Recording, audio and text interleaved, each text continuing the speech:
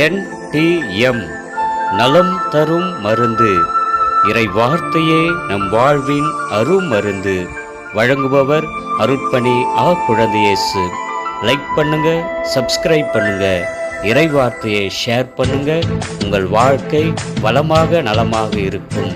என்றென்றும் இறை வார்த்தை உங்களை ஆசீர்வதிக்கட்டும். ஆமென்.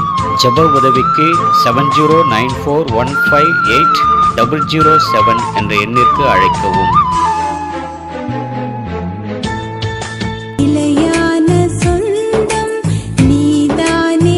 இயேசுவுக்கு புகழ், இயேசுவுக்கு நன்றி. அரிய வார்த்தை. சேமியுங்கள், சேமிக்காதீர்கள். அன்புமிகு இறை மக்களே, ஜூன் 21 வெள்ளிக்கிழமை என்று ஆண்டவர் நாம் சேமிப்பதனுடைய அவசியத்தையும் எவற்றை சேமிக்க வேண்டும், எவற்றை சேமிக்கக்கூடாது என்பதை பற்றி இன்றைய நற்செய்தி மத்தேயு 6ஆம் அதிகாரம் 19 முதல் 23 நமக்கு எடுத்துரைக்கின்றார்.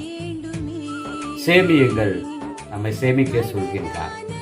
இந்த சேமிப்பதற்கு முன்பாக சேமிக்க கூடாது என்று சொல்கிறார். எவற்றை சேமிக்க கூடாது, எங்க சேமிக்க கூடாது? காலத்தில் இயேசு தம் சீடரை நோக்கி கூறியது, மண்ணுலகில் உங்களுக்கென செல்வத்தை சேமிக்க வேண்டாம். மத்தேயு 6:19 வசனத்தை நாம் படிக்கும் பொழுது, 19 23 வசனங்களை படிக்கும் பொழுது, ஒரு மனிதன் எதற்காக வாழ்கிறான், எப்படிப்பட்ட வாழ்வை வாழ வேண்டும், எப்படி நிம்மதியை இழக்கிறான் என்பதை நமக்கு கற்றுத்தருகிறது. எனவே மண்ணுலகில் செல்வத்தை சேமிக்கின்ற பழக்கம் நம்முடைய மக்களுக்கு அதிகமாக இருக்கின்ற காரணத்தினாலே இந்த உலகத்தில் அழிந்து போகக்கூடிய செல்வத்திற்கு அதிகமான முக்கியத்துவம் கொடுப்பதனாலே நாம் நிம்மதியை இழக்கின்றோம், சமாதானத்தை இழக்கின்றோம், வாழ்க்கையில் சந்தோஷத்தை இழக்கின்றோம். இதையெல்லாம் நன்கு உணர்ந்து நம்மை படைத்த இறைவன் இந்த அழிந்து போகின்ற செல்வத்திற்கு நீ முக்கியத்துவம் கொடுக்காதே. பணம், செல்வம், புகழ் இவையெல்லாம் தேவை. ஆனால் அவையெல்லாம் நல்ல முறையில் நமக்கும் பிறருக்கும் பயன்படுகின்ற விதத்தில்தான். அந்த செல்வமோ அந்த பணமோ நம்மை நல்வழியிலிருந்து தீய வழிக்கு அழைத்துச் செல்கிறது என்றால் அவற்றை சேமிக்காதீர்கள், அவற்றுக்கு முக்கியத்துவம் கொடுக்காதீர்கள். மாறாக செல்வத்திலெல்லாம் சிறந்த செல்வமான இறை அருளை நாடுங்கள், உன்னுடைய ஆன்மாவை அழியாமல் காத்துக்கொள்ளுங்கள் என்று 1 பேதுரு 1ஆம் அதிகாரம் 4வது வசனத்தில் அழியாத, மாசற்ற, ஒழியாத உரிமை பேறு உங்களுக்கென விண்ணுலகில் வைக்கப்பட்டிருக்கிறது. அழியாத ஆன்மாதான் ஆண்டவருக்கு உகந்த விண்ணுலகில் நாம் செல்வத்தை சேர்க்கக்கூடிய உன்னதமான செல்வமாகும்.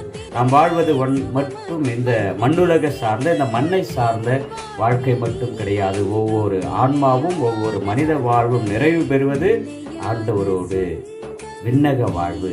எனவே அந்த விண்ணக வாழ்வை குறித்து நமது செல்வங்கள் செயல்பட வேண்டும் என்பதை இன்றைய நாளிலே இயேசு கிறிஸ்து நமக்கு எடுத்துரைக்கின்றார்.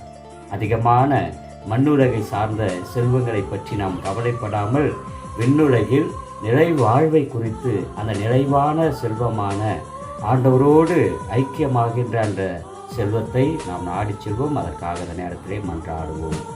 என்றும் வாழும் எல்லாம் அல்ல இறைவாமை போற்றுகின்றோம், புகழ்கின்றோம். எங்கள் வாழ்க்கையில் அதிகமான குழப்பங்கள் வருகின்ற தருவாயிலே நாங்கள் எப்படிப்பட்ட செல்வத்திற்கு எங்களுடைய வாழ்க்கையில் முக்கியத்துவம் கொடுத்து எங்கள் வாழ்க்கையில் நிம்மதியை இழந்து தவிர்க்கின்ற வேளையிலே இந்த உலகத்தில் நீர் வைத்திருக்கின்ற எல்லா செல்வமானது அழியக்கூடிய செல்வம், அழியாத செல்வமாகிய இறைவனை பற்றிக்கொள், இறை வார்த்தையை பற்றிக்கொள் என்று ஆண்டவர் நேரத்தில் எங்களை ஆசீர்வதிக்கின்றார். அதற்காக நன்றி செலுத்துவோம்.